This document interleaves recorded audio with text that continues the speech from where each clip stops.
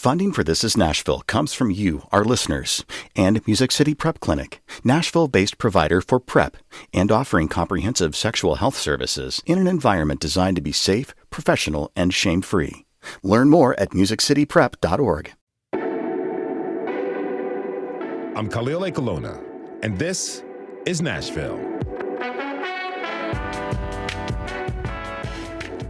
All businesses started out with an idea and a dream, but the path to realizing that dream can be challenging. Think about it. Even the tech behemoth Apple had a hard time getting off the ground. Whatever the roadblocks are, intrepid entrepreneurs have the spirit and will to overcome them. Here in Nashville, the good news is that they don't have to face those roadblocks alone. Our city has organizations that help entrepreneurs take their idea and shape it into a business. Later this hour, we'll talk with some of those groups to explore what entrepreneurship looks like now and in the future. But first, it's time for At Us. Each week, we take time to read the comments so you don't have to. Yes, I am encouraging you to literally at us on Twitter at This Is Nashville and on Instagram at ThisIsNashville_WPLN. Joining me now with a look back at the past week is our digital lead, Anna Gallegos-Cannon. Hey, Anna. Hey, Khalil. Apologies for sounding a little bit stuffy on the air. This air quality is not being kind to my sinuses, and I'm sure listeners also agree. Yes. And I'm sure it's really bad for the people up north in New York City. Oh, I can't even imagine. Okay, so let's get into it. What have we heard from listeners this week? Well, we received some feedback on Twitter from the Nashvillian. Yes. Okay. So the Nashvillian said that they were disappointed with our interview of outgoing president and CEO of the Nashville Convention and Visitors Corporation, Butch Spiriton. They felt that we didn't push back on issues like the relationship between the state and metro government and how rapid growth outpaced the city's capacity. They tweeted a bunch during that episode, but there was one tweet that we posed on air to Spiriton. It was, quote, "While many people in Nashville, including myself, have benefited financially from Butch Spiriton's efforts, his work has been a double-edged sword. The growth he has promoted hasn't raised all boats. What does Butch think about the problems created by our growth?" Which he responded to. Yes, but the Nashvillian added, quote, "The pedal-to-the-metal growth philosophy starts with Butch, and that way of doing business has brought growth faster than the city could manage it. A desire to keep every hotel room rented and every honky-tonk packed looks like a cash grab for developers than growth for all." They also said, quote, "There are times that call for a host to be less welcoming than you were in that interview," end quote. Okay, now we understand that not everyone is happy with the work that Butch Spiriton has done during his tenure, and we've invited many guests on this show to talk about some of those problems people in the city are facing due to rapid growth and development. In our exit interviews, we talk with our guests about their careers and offer them an opportunity to reflect on their time here, successes and mistakes. Sometimes we don't have the time to address all of the topics we've planned, and sometimes we don't push back the way some listeners would like us to. The impact of development is still an issue here in the city, and we're going to keep talking about it on the show with people who have very different ideas about it. And that's also why we do segments like this one, so we can highlight the perspectives of our listeners. Like this tweet from David, who wrote, quote, 365 days of live music equals cover bands providing a backdrop for drinking. Nobody on Broadway is coming for anything other than a facade to get drunk to. Also, we have raised a hotel tax. We could have raised hotel taxes to help residents, regardless of the new stadium, but we didn't, end quote. In a similar vein, I received an email from Frank, who offered his perspective on downtown as a longtime resident. He wrote, quote, "Downtown has become what is known among Nashvillians as Pottersville." And for those who don't know, that's a reference to the infamous city of sin and vice that appears in the movie A Wonderful Life. Frank also added, quote, "Broadway during the 70s was run down and dilapidated. But during the 90s, the events such as Dancing in the District on Thursdays at Riverfront and Summer Lights Festival were always such fun and something to look forward to downtown, not this quote-unquote runaway train that it is now. I do not go downtown. It's not for Nashvillians. You know, that's something we hear from a lot of people. Now, on Tuesday, we had a Citizen Nashville episode about what voters want from their next mayor. Did we hear any listeners on that topic? Yes, but I want to start out with this very sweet Twitter shout out from former show guest and current youth coordinator at Conexión Américas, Diana Morales. She wrote, quote, "Thank you, Landy, for all you do for our Latino families. Nashville loves you." That was for Landy Spratt, who is one of our guests on the community panel. Yes, Landy and all of our other guests were great. Now, during that show, we received an email from Kelly who wrote, quote, "I believe that a city's greatness can be judged on two things, and those are the very things that I would like to see our new mayor focus on," end quote. One is the welfare of citizens, and the second is animal welfare. Kelly adds, quote, "Metro Nashville Animal Control has been struggling for years, and meanwhile, the situation isn't addressed. Nashville's mayors and the health department have historically turned a blind eye. I don't believe that we can ever rightfully accept being called an it city when our people and animals are suffering so much. Our success doesn't come from how many people we cram into our city, but instead what the quality of life is for those who already live here," end quote. Quality of life. I think that's a really good way of summing it up. Yes. So thank you for that email, Kelly. And later this month, we'll actually be hearing from some of the mayoral candidates themselves directly about the quality of life for the next generation of Nashville residents. Yes, This is Nashville and WPLN are partnering with the Nashville Child and Youth Collaborative for a candidate forum focused on the issues impacting Nashville's young people. It'll be 5 p.m. on June 26th at the Honey Alexander Center. Anyone can submit questions or RSVP to attend at nashvillesfuture.org. I will actually share a link directly to that on our social media profiles. So if anyone didn't catch the web address earlier, you can keep an eye out for it there. Make sure you guys do that. And that is our digital lead, Anna Gallegos-Cannon. Thank you for this roundup, Anna. Of course. And our listeners know where to find me online. Don't forget to add us on Twitter and Instagram, and let's keep the comments coming. Also, fill out our community survey to let us know what topics you want us to cover at thisisnashville.org. It's super easy and quick and helps us produce shows with your needs and interests in mind. We have to take a short break. When we come back, we'll talk about entrepreneurship in our city. Are you thinking of starting your own business? Join the conversation by tweeting us at thisisnashville. We'll be right back.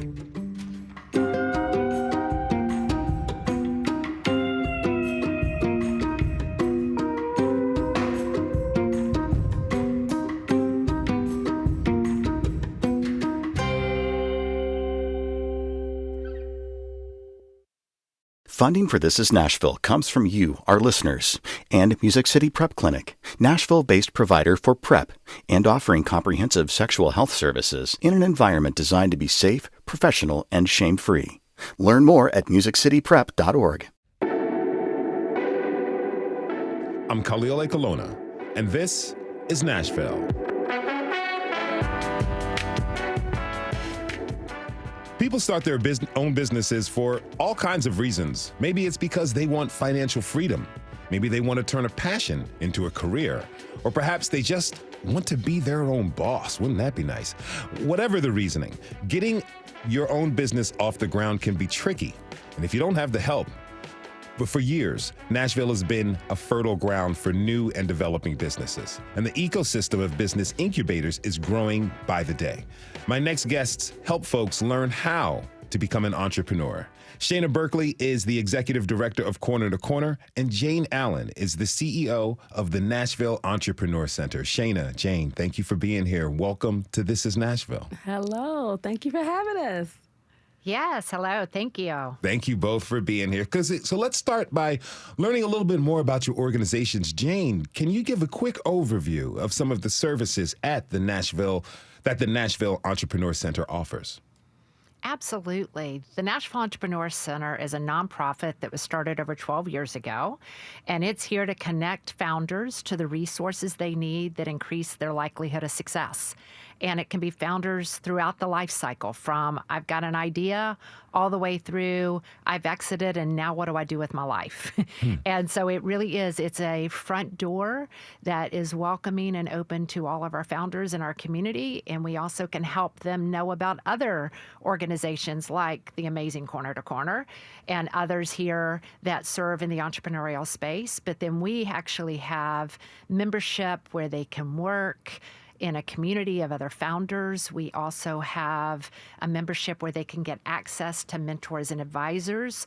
And then we also have programs that help them where they are on their journey be able to accelerate their growth from idea, I'm trying to figure out whether to quit my day job, which is our pre-flight program, up through our Project Healthcare, which is an industry-specific program.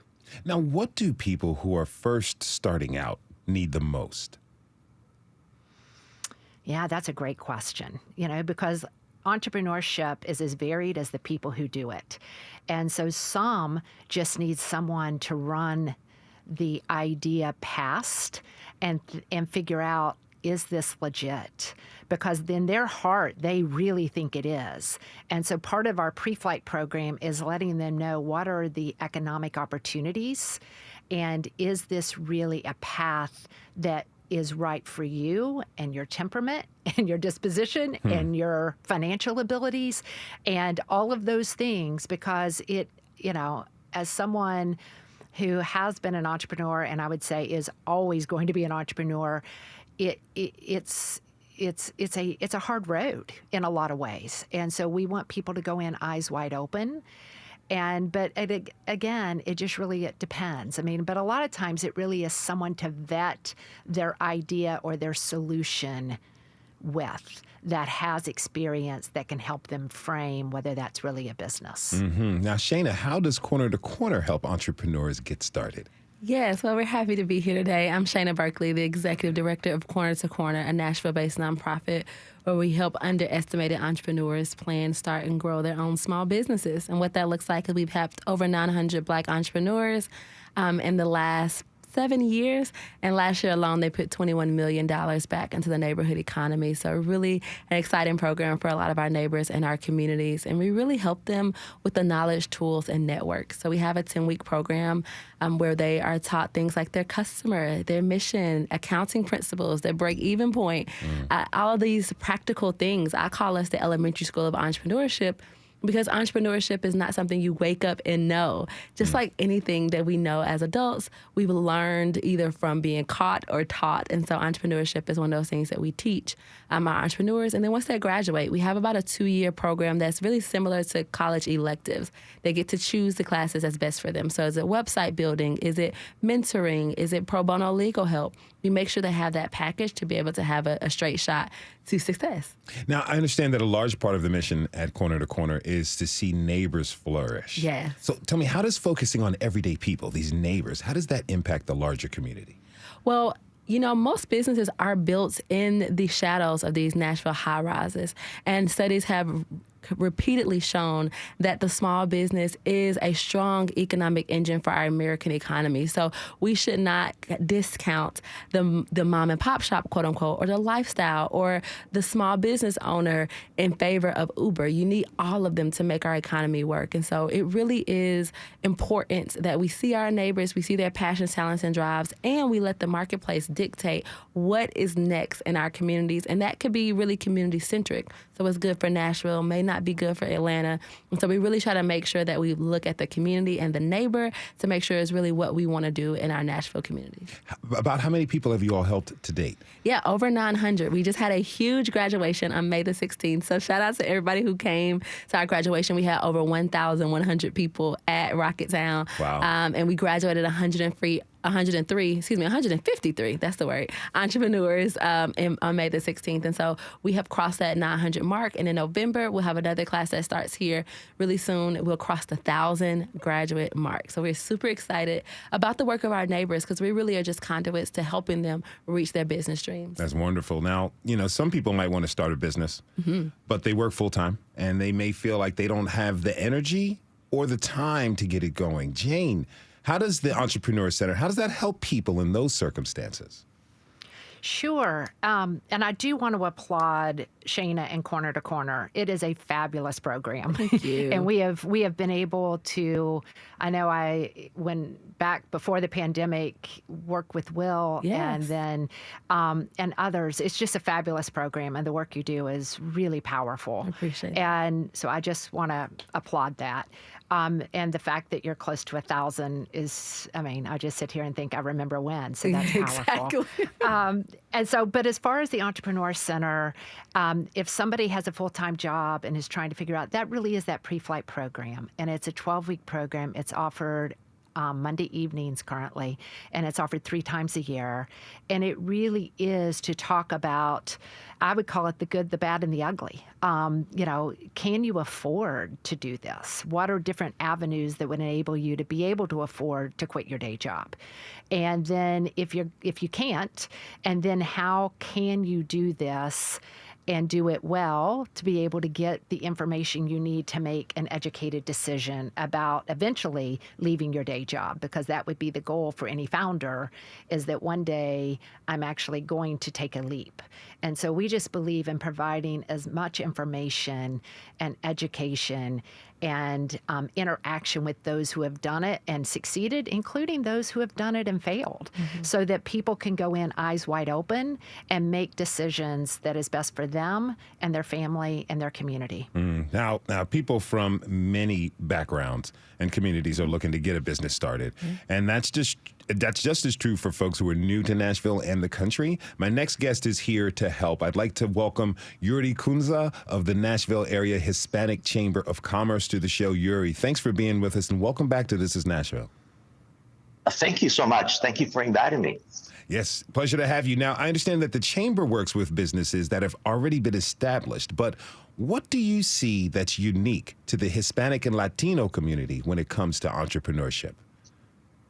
I think it's a perseverance, determination, somehow stubbornness. No matter what, they're going to make sure their business, how they envision a particular business. And we have seen all kinds of different, very creativity is also a part of it. So I'll say that there's a lot of great difference between someone that has been born in the United States.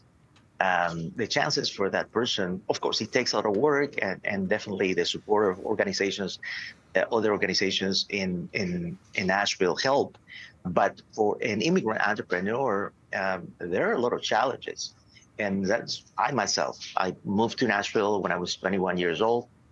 And everything that I did, I had to start from zero because I had no one. I mean, it was starting from credit, let's say, right? So it's like zero history. And sometimes that is not taken into consideration when you think about the many challenges that certain other segments of our community face. In this case, I would say the Hispanic community. But I really have great appreciation, deep respect for the success stories that I had the chance to encounter through the years. Now, I know a lot of folks who have immigrated here have experience owning and running businesses back in their countries of origin. But, tell me, what kind of things does an entrepreneur need to know about starting a business here in the U.S. versus another country? Well, there are rules. There are a lot of rules, and that's good, right? But that sometimes the realization how important it is to understand them and also to follow them could be a challenge that at some point can backfire. And that's a little bit of the role also that we do. We definitely have resource partners that we team up with in order to bring information. I think just having, providing or creating an opportunity where information can be acquired. It can be in English, it can be in Spanish, depending. We have done bilingual sessions. That is key and vital. That's what the aspiring entrepreneur in Nashville who is, let's say foreign born or Hispanic that is just learning about how to get around in the United States, but it has the determination and sometimes is ready with the funds necessary to get that business going. Not necessarily from a loan, because that's a challenge, as I said earlier, but Sometimes it's their savings. Sometimes it's the money from relatives and friends. But if they know the rules ahead, I think they'll have an easier time. So that's some of the, I guess, sometimes we play that role. Now, if you're just tuning in, this is Nashville, and I'm your host, Khalil Ekulona. We're talking this hour about the ecosystem of entrepreneurship in our city with Yuri Kunza, Shayna Berkeley, and Jane Allen. You can tweet us your comments at This Is Nashville. You know, I'm really curious about the city's role. Jane, what has the city done to promote entrepreneurship? Well, originally, the Entrepreneur Center was born out of the Chamber of Commerce in that they found the need or saw the need, and quite frankly, before a lot of other cities did, to have a front door for entrepreneurship. And that was before my time. That's when I was out as a starving, struggling entrepreneur trying to make it. But people at the Chamber and the city and the business community came together and created the Nashville Entrepreneur Center. I can speak since I've been here. We have partnered with the city on a few different instances. One was during the pandemic, where we worked with other community partners to be able to provide resources to help our local founders, those that could stay alive, and some thrive, and then some to know how to even shut down without having to file bankruptcy or do something such as that. But thankfully, many actually were able to survive and some to thrive. And I know we worked with over 600 local founders during that period in partnership with the city and other community organizations. And then in the same time, it's just, I do think they are looking at, or they work with us on, like right now, we have a program that preceded me called the Navigation Program. And that is, who are all the community partners serving entrepreneurs, and how can we make it easier for founders to find the right resource for them wherever they are on their journey, and knowing who those other community partners are. And I know I have been talking with Latanya, who is the ECD for Metro, about how can we almost revive that and maybe update it and have the community partners meet quarterly or something again, which is what was being done before the pandemic, so that we are able to make it easier for founders to find the resources they need wherever they might fit. So that's been my experience in working with Metro. Yuri, tell me a couple things. One, how many Hispanic-owned businesses are in the area? Well, we had conducted a survey in partnership with the School of Business at TSU a few years ago, several years ago by now, and we found about 1,500 Hispanic-owned businesses in the area. I estimate that it's a little more by now. And very diverse also in business. So our membership is of 375 members at this point and growing. And we are happy that it's a good trend, given that the Hispanic population in Nashville is estimated at 10% of Nashville's population. I think also that's a little bit of undercount, because the last census, the census 2020, was during the COVID year, so it was really challenging to conduct the census. I mean, I'm interested in the kind of networking opportunities you all provide, that you provide with the people you work with, Yuri. Well, we are slowly returning to those opportunities, but most of it, I think we find as a valuable resource for those members, those Hispanic-owned businesses, is our ability to connect them with other businesses, with opportunities, with funding opportunities, with mentors within the membership. We have a robust membership for these years, given that we are the oldest, longest running Hispanic Business Association in Tennessee. We also are taking advantage of an opportunity at the mayor's office through the Nashville Small Business Recovery Fund. That's the office that Latanya Channel is leading right now, where a business, if qualified, one that is within the Nashville and Davidson County area can have access to loans at 2%. And we have seen that content already in your show in the past. Now, Shana, you mentioned how important community is at Corner to Corner. What type of connections have you seen? Well, we really love seeing how our neighbors can connect with one another, people who maybe have graduated from the program or support us. So I'll give you a couple of examples.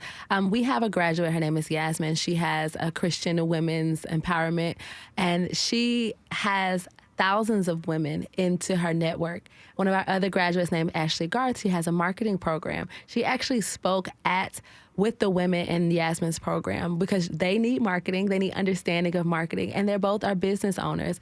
I mean, this has happened to where there is a business that we work with called Imani Montessori School. We have a program called Script to Screen, a kids program. Imani is a fantastic Montessori school, and one of our graduates, which they knew each other before the academy, but it just also underscores the depth of that community, how that community is wide, that you kind of see people connecting overall. And really our branding here in Nashville is amazing because one of my staff was in an Uber this morning, asked, hey, where are you going? He said, oh, I work for Corner to Corner. And she was like, I know Corner to Corner. I love Corner to Corner. And they started talking about entrepreneurship, how to get involved and things of that nature. So our networks are not just business networks, although those are very powerful. And we at Corner to Corner have a lot of connections and want to make sure that our neighbors have anything from grants to loans, but also just friendship and community.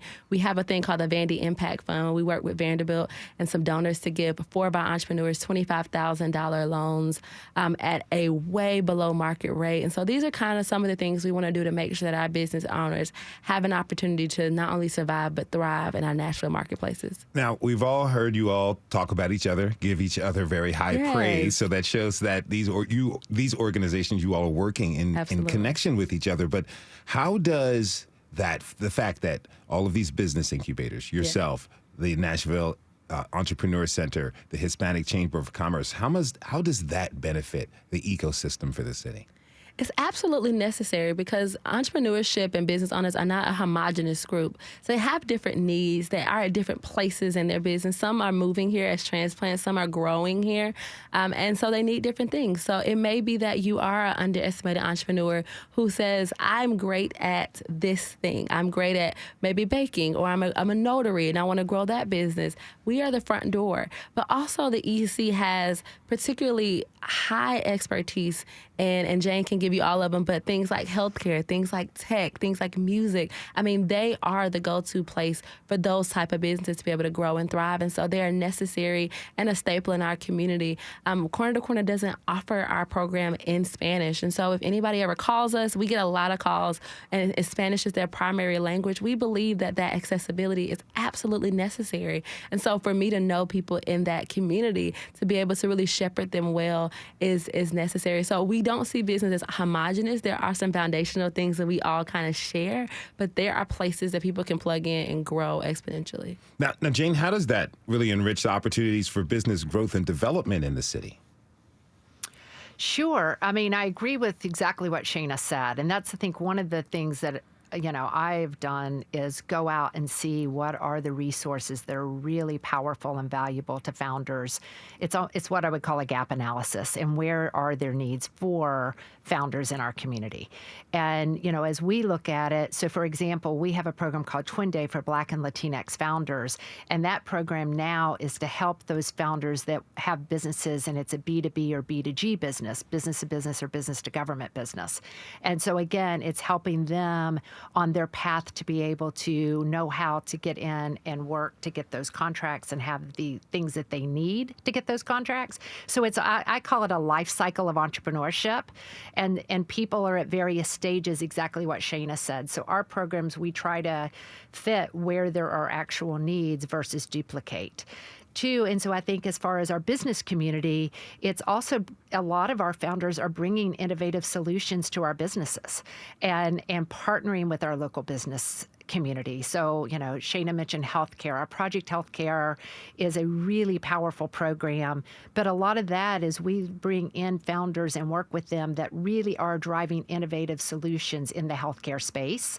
And then, we work with them through the program and help make connections for those that are able to provide the innovative solutions for our business community. So in my simple brain, which is very simple, it is connecting the entrepreneurial community with the business community so that we can help bring innovation and new ways of doing things to our local business community to help Nashville be the best place to start and grow a business, including grow the businesses that are here. Yuri, how does the Hispanic Chamber collaborate with other organizations in town? We are pretty good to establishing partnerships with different organizations. We have several in place with the Black Chamber, with it used to be the LGBT Chamber. Now it's the Tennessee Pride. We have one with the Entrepreneur Center. Actually, we have a desk out of the Entrepreneur Center. So we really have great appreciation for the work. Yeah, thank you, Jane. And with what we do is, of course, since we are active, I think, and try to not to miss an opportunity to connect, because there can be an opportunity to engage. Then we see when is mutually beneficial. And then we undertake, I don't think we hesitate in undertaking a joint effort in order to make Nashville a better place to live, work, and visit. Now, Jane, what advice do you have for anyone sitting at home or in their car who may have the next great business idea? Oh, call us. ec.co. Because again, entrepreneurs are problem solvers. And so I always tell everyone it's not rocket science in some regards. It's what problem are you solving? And will people value it enough to pay enough that you can have profitability? And so, again, I've started many businesses. Some have failed because the problem I thought was so great was really just mine. And then, thankfully, I've had one that's been very successful because it was a problem that was much bigger than me. And so I think it is, why not jump in? It doesn't mean you have to quit your day job. Doesn't mean you have to go and try to get the loan or put your house on a line or anything like that. But at least, I always say it's good to accumulate data, and it's good to get facts. And so and if we're not the right place, and then we have amazing partners in our community that we can call and make connections for you with. But at the same time, it is just jump in and see, and just see what is this? I always called it with me when I left my, career to do this. The way I described it is there was a seed inside of me, and I kept trying to bury it, and I kept trying to put dirt on it, and it just kept sprouting. And so finally I got to the point, whether it was through faith or a lot of contemplation, I got to the point where if I don't try this, and then I'm going to live with the regret. And so I've got to see what that seed can become. Jane, and so I think... Jane Allen is the CEO of the Nashville Entrepreneur Center. She was joined by Yuri Kunza with the Nashville Area Hispanic Chamber of Commerce. I want to thank you both for being with us. Really appreciate it. Shana Berkeley will stick with us through the break. When we come back, we'll talk with some local entrepreneurs and learn about their journey to starting and growing their own businesses. Are you an entrepreneur? What has your experience been like? Tweet us at This Is Nashville. We'll be right back.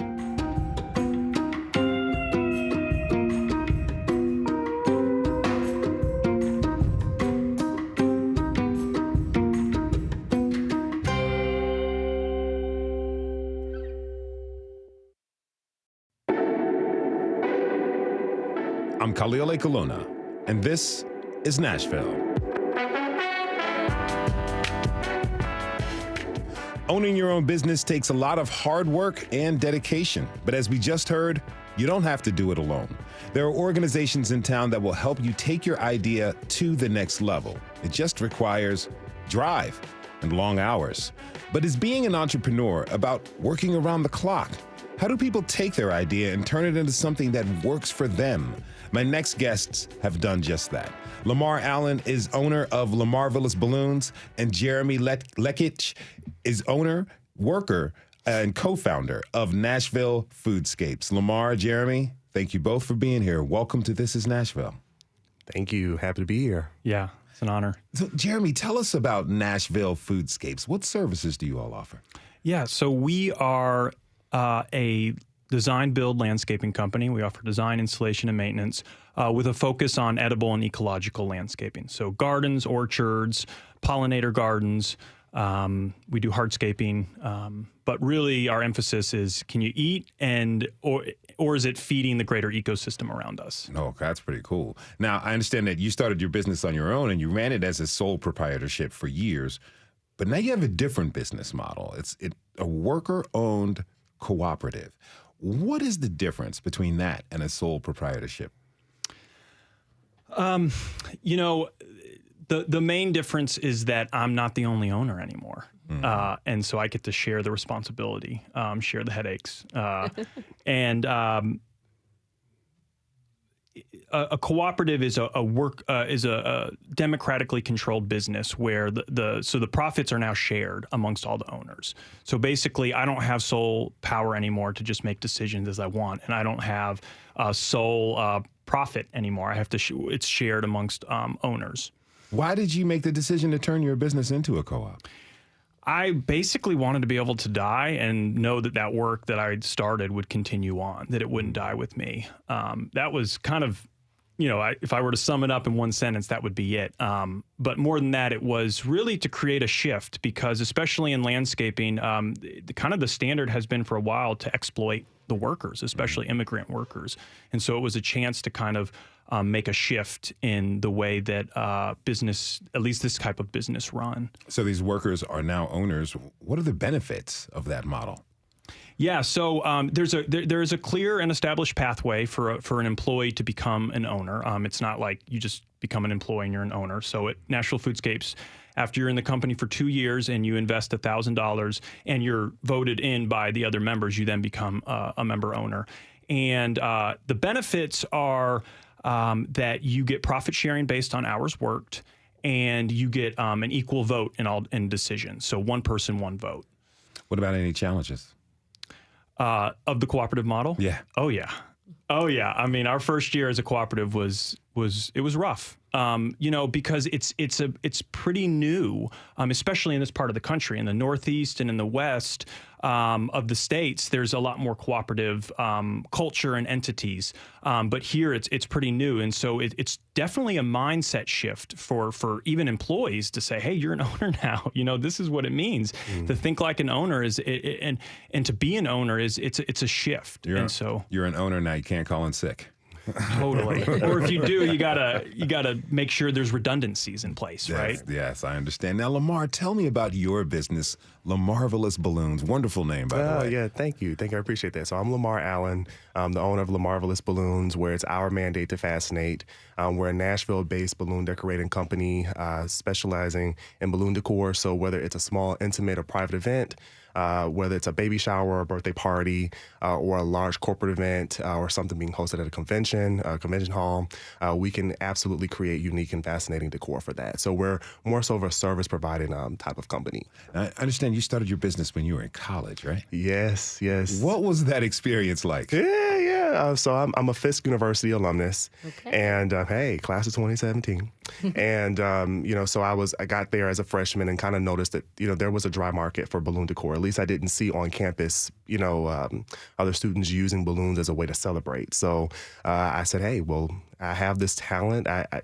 Being home in Detroit, let me go ahead and just kind of bring and usher this onto the campus, and it kind of just spread like a wildfire. And we've been growing ever since. Now, did you have plans to develop the business after you graduated? No. I did not. I actually, when I graduated, I had actually thought I'm just going to take a break from Lamarvelous, right? Because I had just gotten an offer from a really great finance firm. My background is in business admin and management. So I said, I'll just kind of just keep Lamarvelous to the side. But however, I kept getting phone calls from clients like, hey, are you still doing balloons? We need decor here, especially from Fisk, actually. So I kind of just kept it going and just kept building it. Now, you're a graduate of the Corner to Corner program. What made you decide to seek out help? Yeah. So, and I say this all the time, you can't scroll past on Facebook or Instagram without she and Shayna. There are tons of like ads and marketing out there about the program. And, I wanted to develop my business and kind of get a little more foundation as far as like finances, marketing, finding that target client. So when I saw that was something that they offered, I said, hey, well, this is a no-brainer. Let's sign up and let's do it. Happy that you did, huh? Absolutely. It's a great program. Now, Shayna Berkeley with Corner to Corner is still with us. You help people start their own businesses, but you also have one of your own. I do. What is it and how did you get started? Yeah, I'm the owner of The Fashion Chase. We help corporately creative women find and redefine their personal style. And the story of me getting started was I used to be a lawyer, and I was a lawyer for the state of Tennessee, and I was pretty young comparatively to my coworkers, and at a different stage of life, I should say that. So married and kids, I'm just out of school for 20 years, right? Trying to find that thing that I kind of let sit, and wasn't really able to find my community at work, but I was working all the time. And so I started shopping a lot. I was always a shopper, but I had money then. So lawyer money plus a shopping addiction is a whole different level. It's a different game of shopping. And styling my clothes and really being intentional about where I would have worked. And so it went from people being like, what do you have on? And so them being interested. They'll stop by my office to see what I have on. They would share with me what they were wearing. And then I would get texts like, oh, my birthday's coming up, or I'm renewing my vows. Can you help me find an outfit? So that was things I did for fun. I thought it could be a business. I, too, saw an ad about Corner to Corner, so I didn't found the Corner to Corner. Our founders are Tiffany and Will Acuff. And Mignon Francois was one of their early supporters, and she still is. And she had an ad talking about the program and thought it would be a good option. So I enrolled in the program in 2017, took the class, volunteered, and then in 2019 came on staff full-time. And it has been a ride ever since. And I've been able to help scale that program from the 3 sites we had in 2019 to 12 sites that we currently have, and all through a pandemic and lots of different changes, a tornado. And it really was just a testament to the need in the community, how the market really wanted it, and how we could build community around it, because a business building program without the community really just isn't what we want. We really want Nashville to feel more like a neighborhood and less like this kind of microcosm of competition. Now, I have to say this radio, but I'm going to let the listeners know Shayna's outfit is absolutely on point and fabulous. I'm trying to bring in the nice weather, friends. I'm keeping it light. So we have a little springtime decor here. I appreciate you saying that. Oh, you brought springtime decor right here to Studio A at WPLN. I'll tell you this. Now, how did Corner to Corner, how did it help you face any challenges that you were having with your business when you were in the classes? Yeah, so you have to remember, I have a doctorate degree. I have a terminal degree, so I understand good curriculum. And on some level, you can naively think if people are listening and they have degrees and they even may have an MBA, that you know how to run a business. Well, you may know it intellectually. You may know it even legally from my standpoint from law school, but you don't really know the intricacies of being all things to your business, as Jeremy was saying. And so it's a different mindset. And so this program really helped me to understand who my ideal customer was. It wasn't just girls who like clothes. In the same way, it's not just people who have a hobby for Corner to Corner as the executive director, but it's people who are interested in doing the work. And my job is to kind of say, let me do the legwork of understanding the resources that are in Nashville, but your job is to really apply that to your particular business. So how much do you charge? What is your mission statement? What even is a break-even point, and how do you get there? How do you know when you're too deep in it and maybe you should pivot, or you're almost there? Let's give it a couple more months. That's a science and an art that we teach our students at Corner to Corner, that I learned going through the program, and that we like to share with our neighbors who have business dreams and want to turn them into money-making realities. Now, Jeremy, I see you nodding your head. Is there anything that you wish you knew when you were starting out your business? Because I have mentored a few people, and I'm like, get a lockdown on the numbers. Figure out, how to read a P&L, how to do a budget. I think because there's so much power in understanding numbers, and it allows you to make decisions and allows you to adapt. So I think I definitely wish that from the start I had a good sense of the numbers, because I didn't study business. I just knew I liked to be outside and I loved plants, and I was like, I don't see another business like this. I guess I got to do it. And so I kind of had to go trial by fire. So yeah, numbers. I think budgets are key. Lamar, as somebody who's been through this, what would you say are the best practices for new entrepreneurs as they're getting started? Yeah. So I actually have to agree with that point. So that was actually my favorite part of the program, was understanding your financial landscape of your business.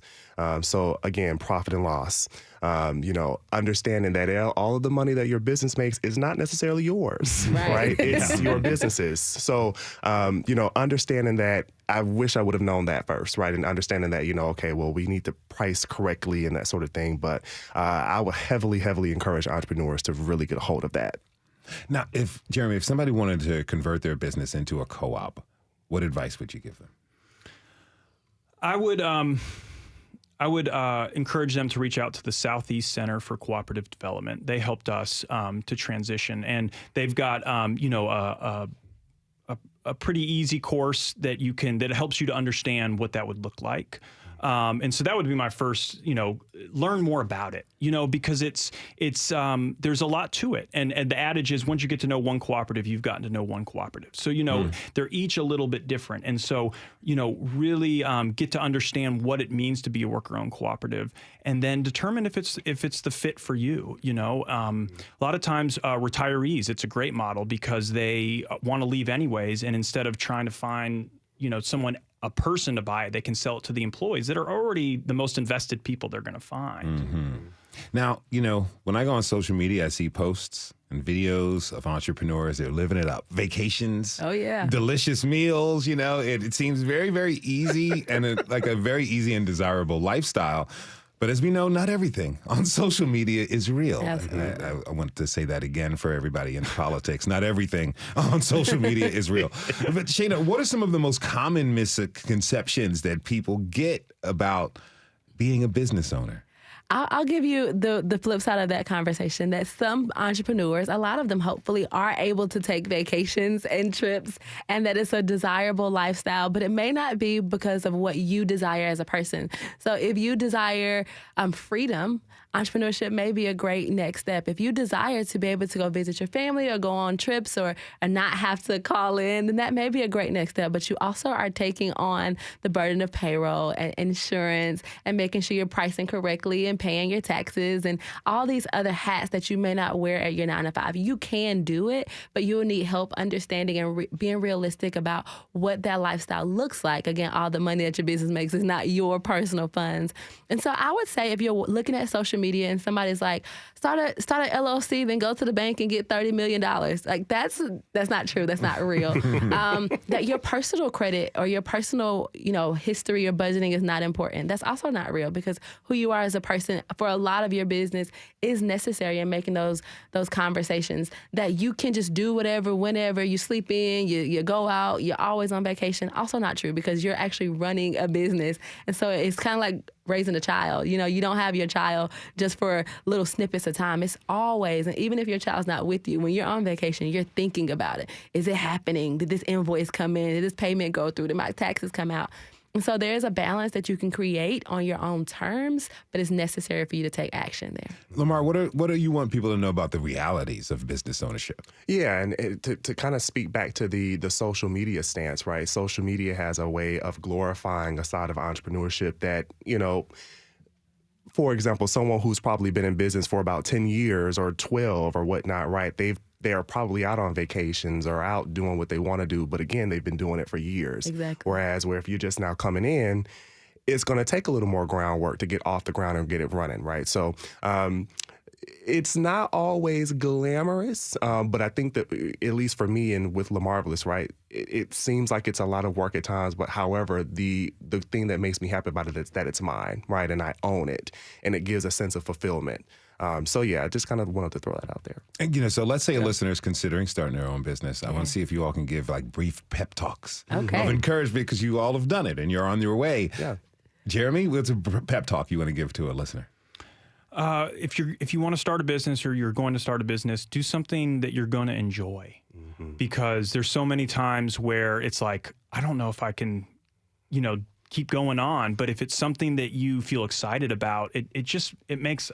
For me, it makes all the difference that I was figuring out a way to take something that I already loved and I was already passionate about and get paid to do it.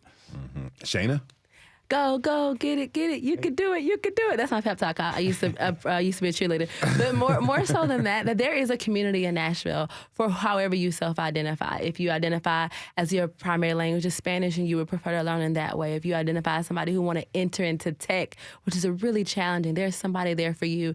If you are somebody who says, I have a business dream and I want to do this, I want to build generational wealth, I want to make friends, I want to know where I can go to see my people, there's a place for you so that you have people around you who want to see you succeed. I had a meeting on 2 days ago.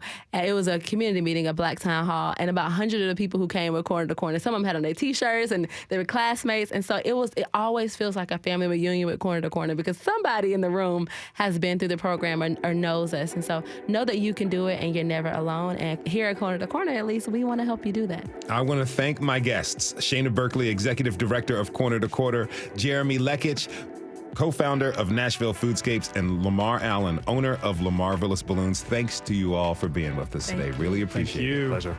And thanks to you for tuning in this hour. This is Nashville is a production of WPLN News and Nashville Public Radio. Today's episode was produced by Magnolia, McKay, and yours truly. Our senior producer is Steve Harouche. Our digital lead is Anna Gallegos-Cannon. Michaela Elias is our technical director. Our executive producer is Andrea Tuttle. The masterminds behind our theme music are LaRange and Namir Blade. Special thanks to Rosemary Riger, and Benny Overton. Listen back at thisisnashville.org or wherever you get your podcasts. The conversation doesn't end here. Tweet us at This Is Nashville and find us on Instagram and tell us what you want from our show by filling out our quick survey online. This is Nashville. I'm Khalil Ekulona. We'll see you tomorrow, everybody, and be good to each other.